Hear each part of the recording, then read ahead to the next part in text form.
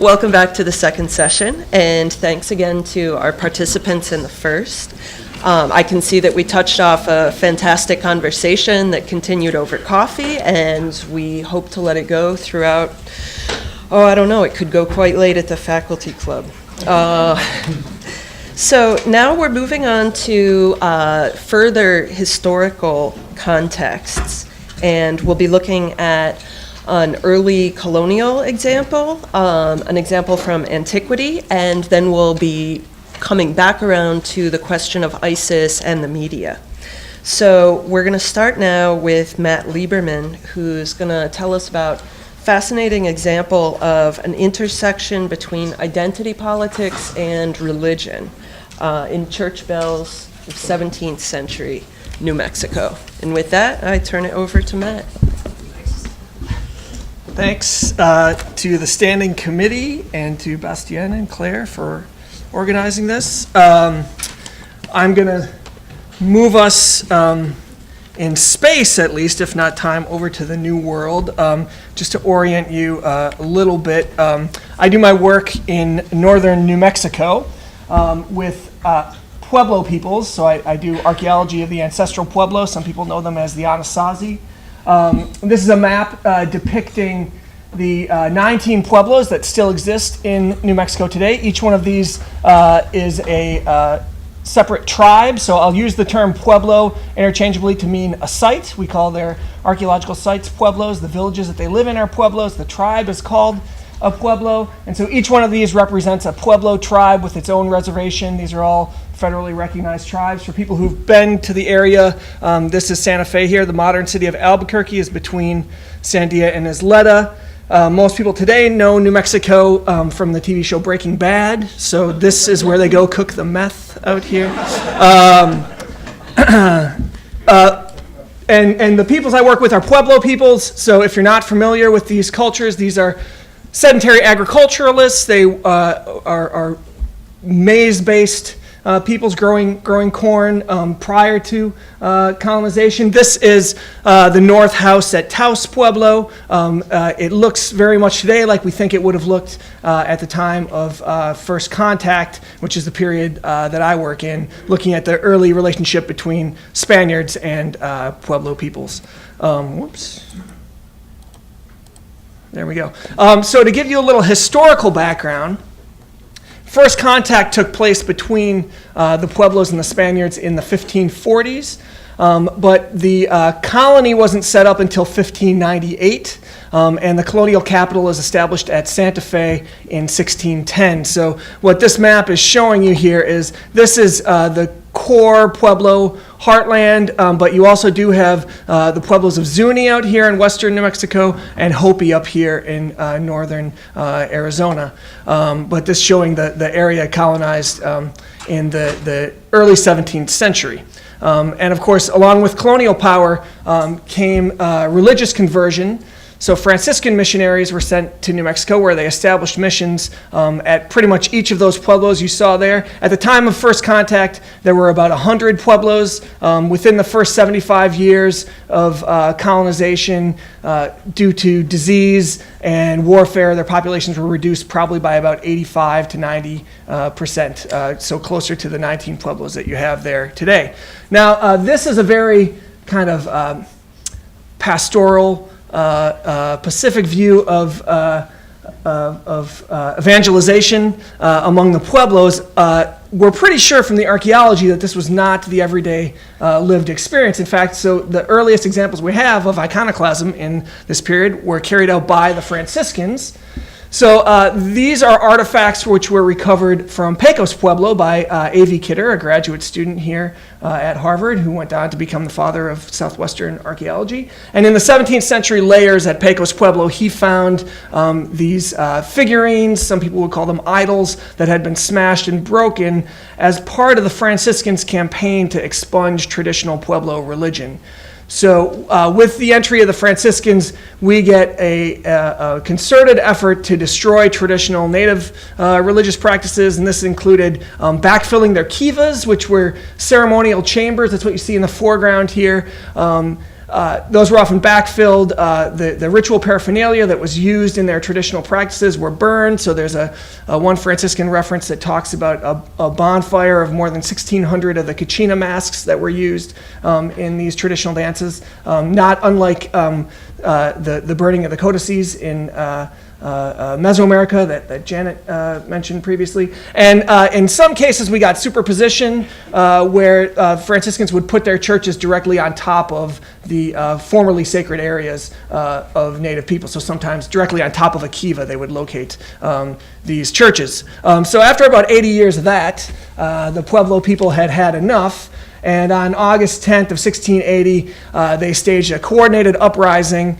They killed 380 colonial settlers and 21 of the Franciscan friars who were in New Mexico at that time. That's about 2/3 of the Franciscans that were on the ground.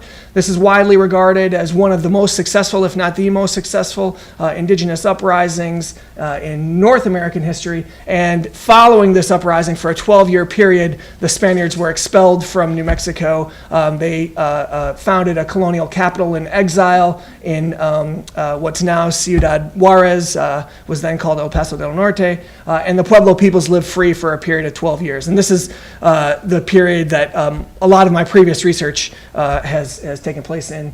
If you want to hear more about the Pueblo Revolt, I have a book that I can recommend for you that I happen to write myself.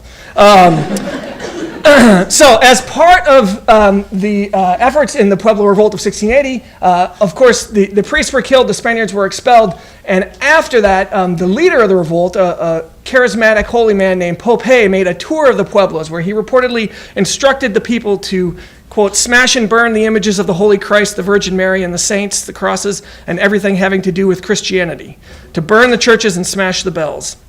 And he went on to say, now the God of the Spaniards is dead, and Santa Maria and the saints are nothing but rotten wood. So this, of course, is the iconoclasm that you've probably all been expecting me to talk about. And I want to focus today, there are many aspects of that iconoclasm that went on. So we have examples where statues of saints were taken outside the churches and were whipped until they were no longer identifiable. Statues of Jesus were scalped. There's a picture of Mary, of the Virgin, whose eyes were gouged out. Any number of, in addition to the churches being burned, smashed, and destroyed. So lots of iconoclasm in lots of different artifact categories. So I'm just going to concentrate on one here today that I find particularly interesting, and that is on the mission bells. So in 1598, when the colonies were established and the Franciscan missionary effort really began to take off, mission bells spread throughout the Pueblo world and went to virtually all of those pueblos that you saw on that first slide. Now, mission bells held very special meanings for the Franciscans, and so this gets back to the agency we were hearing about earlier. For the Franciscan friars, these mission bells occupied a unique category that blurred the lines between peoples and things. So each mission bell, when it entered its community, was baptized with holy water and oils. It was given its own name, usually named after a saint. It was assigned godparents in the village, and then it was hung in the tower. And so it was very much seen as a full-fledged member of the mission community, and the Franciscans did not do this with every category of object. Bells were very special, even to the point where if a bell cracked in its use or sometimes broke unintentionally, the pieces would be carefully curated. That bell would be recast, and sometimes it was spoken of as being resurrected even, so that the person was being resurrected in that bell. Now, for Pueblo peoples, they didn't see bells in quite the same way, probably. Their associations with these bells were not quite as rosy as the Franciscans were, because these bells organized every facet of their lives, right? So the bells rang to wake them in the morning, to go to morning prayer, to go to breakfast, to go to work, to go to lunch, to go to afternoon prayer, to go to mass, to go to bed. It was the alarm clock that was constantly going off over your head. And after 80 years of hearing that clanging going on above their heads, they had understandably had enough. And so when the opportunity came to silence these in the revolt of 1680, the bells were almost the first things that the Puebloans went after. Incidentally, this doesn't just happen in the Pueblos. It also happens in the southeastern U.S. with Spanish colonialism there when they had revolts there as well. So the bells are often the first things to go, and we have examples of these at San Felipe and Zia Pueblos. They got really creative about how they were going to destroy these things, right? So at San Felipe and Zia, they smashed holes in the sides and then they drowned the bells in the river. So they put them in the Rio Grande and left them behind there. 1 minute? Oh, geez. Oh, okay. I'll speed this up. At Sandia and Zuni, the bells were buried in graveyards. And at the southern pueblos of Senecu, Socorro, and Alamillo, bells were symbolically castrated through the removal of their clappers, or so that's what the oral histories tell us. Now, we have archaeological examples of these from many, many sites, especially around Santa Fe.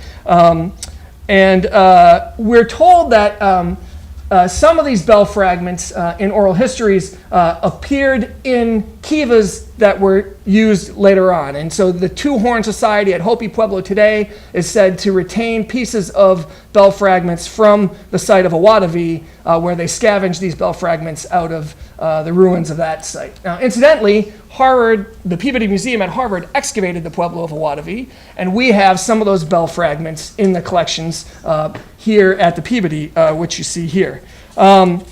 At Pecos, the point there, sorry, now I'm going over my time. The point here was that these bell fragments were found in rooms that were remodeled after the revolt of 1680, and they were found in the fill of those rooms, and that tells us that even after the bells were destroyed, these fragments were still being used in new ways by the Pueblo people. So my point here is that their lives did not end with this instance of iconoclasm, with this supposed destruction, but their lives went on and were being used in the Pueblos for something, I don't know what, and are still being used at some Pueblos for these special things. They're found in kivas today. So this is Pecos, where we saw those smashed idols earlier. There's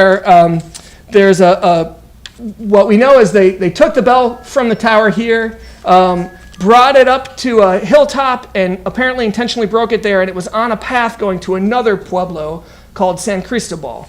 And so we actually found a fragment of the bell at San Cristobal. It's in the American Museum of Natural History now, and this was also found inside a kiva there. So again, they're not just content to destroy these things, but they're moving around. This is probably a war trophy, again in keeping with the notion that these were animate objects. Even when they were smashed, that didn't mean it was the end of its life. It still went on afterwards. And I'll wrap up here and just say that I think this case study shows us that iconoclasm is not solely a destructive event, but for many people the practice is a constructive event, right? So the Pueblo people destroyed the bells, but in doing so they made them into these new objects that they used in different ways, much like the relics of the saints that were preserved in the altars of the churches that they also destroyed. So I'll wrap it up there. Thanks very much.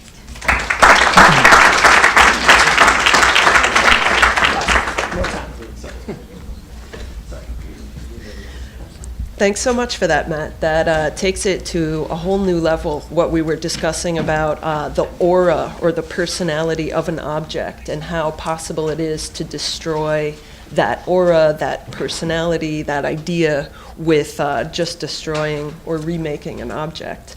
We have time for one quick question, if somebody has one.